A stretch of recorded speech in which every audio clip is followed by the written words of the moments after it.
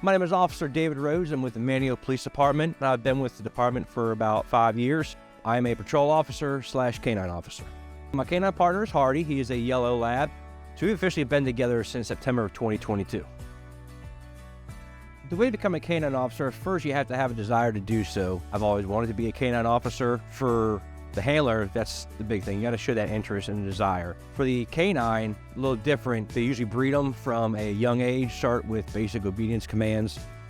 Hardy is a narcotics canine, referred to as a single purpose, which seems a little weird because he does several jobs. He also does article searches as well as tracking and trailing, which is searching for people if they go missing. A dog will give you certain clues when he's looking for detecting odors. Some of those clues might be a change of breathing, where he starts breathing only through his nose and not through his mouth, as well as increased tail wagging, he's getting excited, and increased focus on a certain location.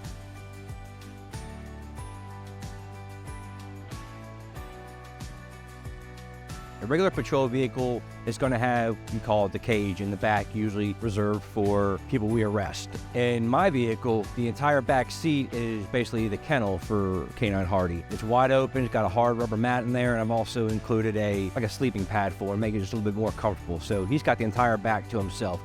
Canine vehicles have a cooling system, not just your normal AC, but it's also got an emergency cooling system. So for whatever reason, I'm out of the vehicle and I forget to turn the AC on, there's temperature gauges in there. And when that temperature reaches a certain level, whether it's high temperatures or low temperatures, it'll start an alarm. And if it gets too hot, windows will actually roll down and the AC will kick on until I come out there and make the adjustments as needed.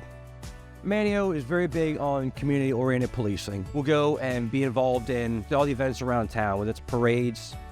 We've taken them over to the schools, done demonstrations for some of the classes when they're outside, and let the kids come up and pet them. You know, a lot of canines, they don't really want them to interact much with people, outside of actually working. But here we do. You always want to make sure that it's okay to come up and talk to the dog or pet him, get the handler's permission, and then follow any directions or instructions the handler gives you.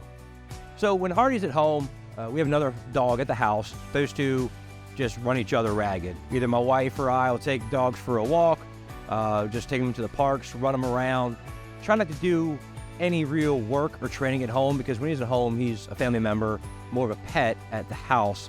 So we want to keep that balance. This experience has been absolutely rewarding, having the opportunity to make a difference in the neighborhood, the community policing aspect, and letting kids, adults see us as a team and know it's all right to come up and talk to us. We're out there for them.